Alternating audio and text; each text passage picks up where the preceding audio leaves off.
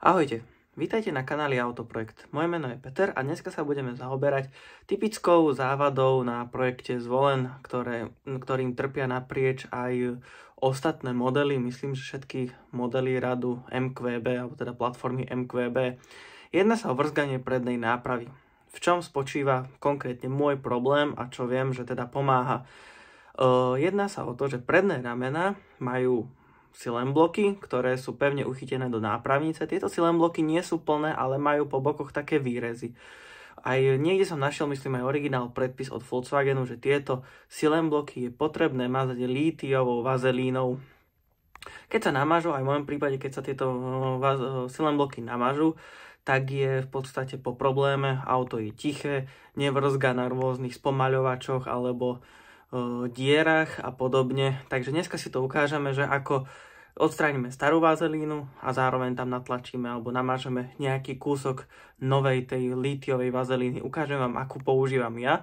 Je to od Feby na brzdy, ale obsahuje lítium, tak ako predpisuje výrobca. Tak a poďme na to. Takže pozrieme sa na to, ako to naštartuje. Je celkom zima, ako môžete vidieť. Auto je zasnežené.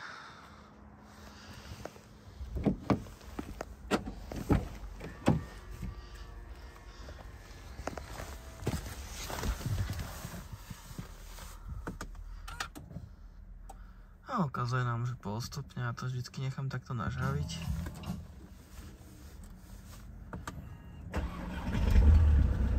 A už vrčíme.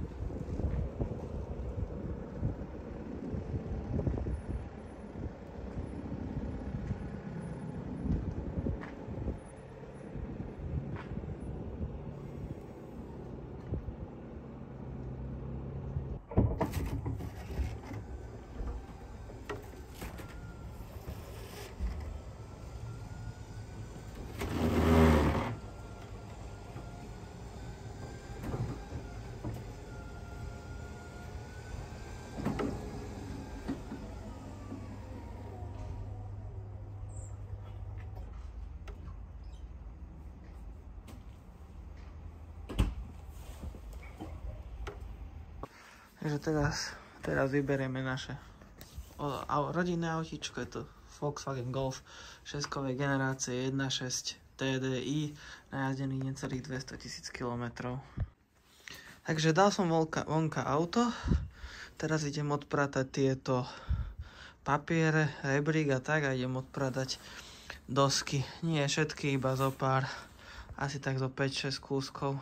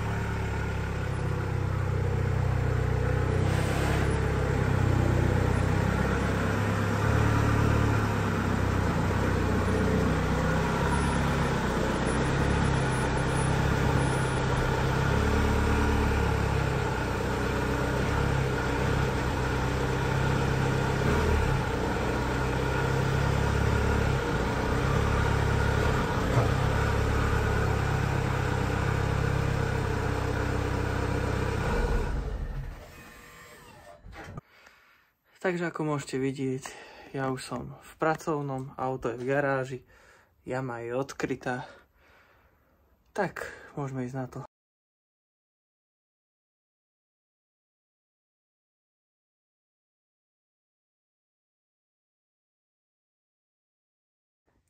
Dobre, takže ako môžete vidieť, toto sú tie silen bloky. Tuto nám ide celé rameno, tehlica, polós, brzdič. Tuto môžeme vidieť nápravnicu. Tuto je, čo som spomínal v úvodnom videu, vlastne silen blok nápravnica, ktorý mám vybitý. Ja som tam vložil od Powerflexu takú vložku, je to červená farba, čiže malo by to byť to najmäkšie. Nie najtvrdšie, ale povedal by som, že už je to asi tiež vybité.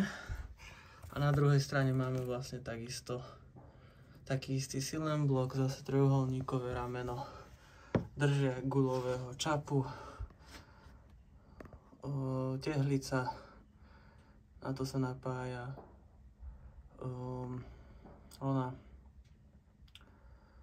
drive shaft, neviem, jak to po slovensky, brzda. To sú 340 mm brzdy namontované. No a my sa budeme v tomto videu teda venovať vyčisteniu týchto silen blokov a ich opätovnému namazaniu. Ako môžete vidieť, ja som ich už v minulosti párkrát mazal, ale soľ a bordel z cesty a všetko sa tam nachytalo. Tuto môžete vidieť riadenie, silové káble idúce do ňoho.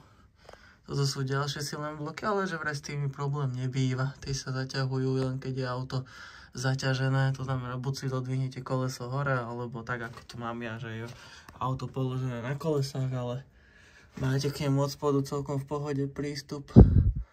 Takže tak.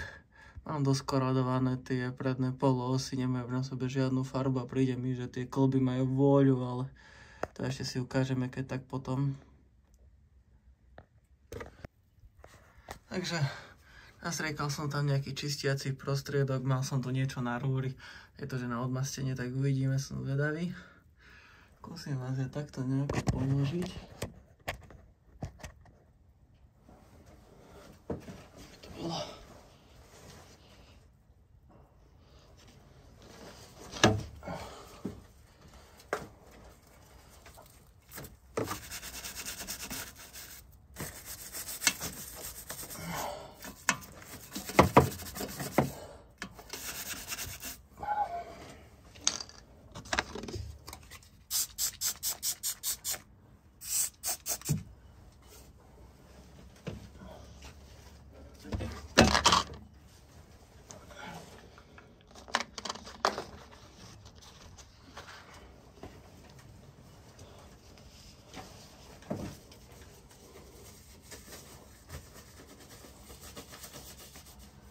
Ups. Klapkárenie je to menšia. Ešte to skúsime s týmto. Tento hliník pekne sa dá občistiť. Celé to púšťa bordel. Dúfam, že to nebude viac vrzgať po tomto mojom zásahu. Aj to sa môže stať. Dobre, skúsime to vyčistiť papierovými utierkami. Vyzerá, že ten silen blok prekúkol a aj celý tento hliníček.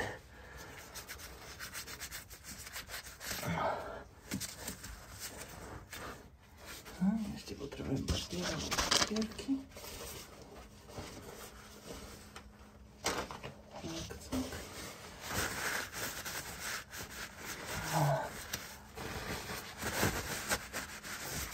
Z vrchu tam vy síce nebudete vidieť, ani ja tam nevidím, ale no, toto vidno všade, ten pozostatok. Vezmem taký brake cleaner.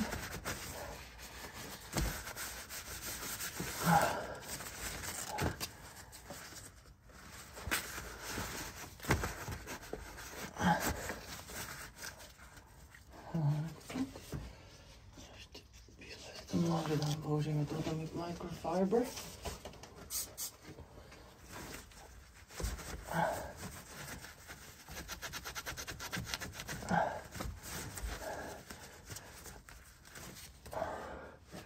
No. Tak. Teraz z vrchu. Potom môžeme vidieť, že vo vnútri je vlastne mazivo, ešte ktoré som tam pôvodne dával. Hneď si ho ukážeme. Toto si ako povytierať.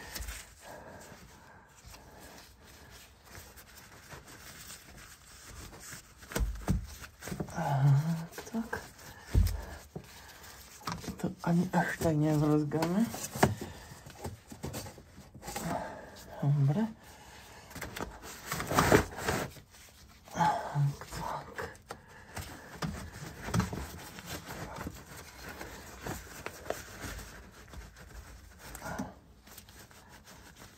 No.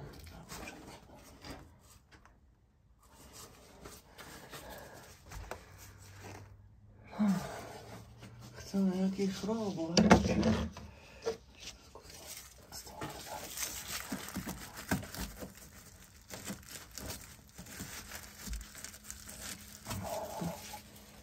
Uvidíme. Dobre, ale lepšie ako nič. Takže toto je strojcom celého brzgania. Minimálne na prednej náprave, však na to môže mať rôzne dôvody.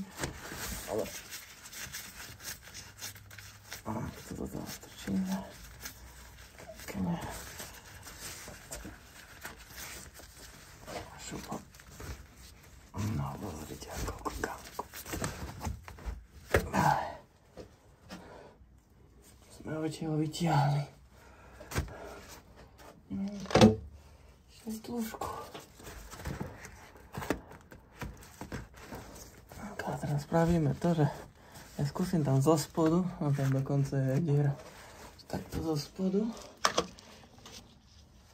Takto.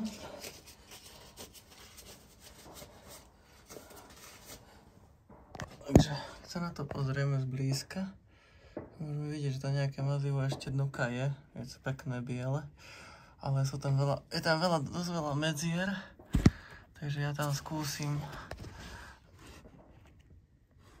skúsim napchať ďalšie mazivo s tým, že by sme tento pôvodné vytlačili von. Takže ako môžete vidieť, natlačil som tam nejako tú vazelínu, ešte to trošku lepšie poutieram a kde sa dá ešte natlačím viacej tej vazelíny. Tuto pekne vidno, že je v tom poloblúčiku. Tuto je to veľmi, veľmi náročné, keďže je tu tento kúsok hliníka z tej nápravnice, ale keď sa tam zase na druhú stranu je to chránené od soli a tak, čiže tá predná strana mi príde, že oveľa viac namáhaná ako tá zadná. Takže uvidíme, skúsim tam ešte natlačiť trošičku viac tej vazelíny, ale každopádne u mňa vrzgavé zvuky z prednej nápravy určite spôsobovali tieto dva silen bloky. Keď boli úplne suché, nenamazané, tak vtedy to vrzgalo neskutočne. Keď som prešiel po nejakom spomaľovači, tak celá ulica to počula. Teraz ako sú namazané už dlhodobejšie, tak je to úplne všetko tichučké, fajné, bezproblémové. Nesťažujem sa. Ten prípravok, bol to nejaký oven cleaner, takže malo trošku nie že vydezinfikovať, ale malo to odmastiť, tak vidno na tom hliníku, že je celkom pekný, taký novší. No ale v budúcnosti sa tie silen bloky určite budú meniť, keďže budeme robiť niečo s prevodovkou. Tak a dostali sme sa na koniec videa. Ďakujem všetkým, ktorí to dopozerali až do konca. Možno práve niekomu z vás toto, čo som tu demonstroval, pomôže v probléme s jeho vrzgajúcou prednou nápravou. U mňa to fungovalo. Ak sa ti toto video páčilo, nezabudni dať odoberať, like a koment. Ďakujem a vidíme sa pri ďalšom videu.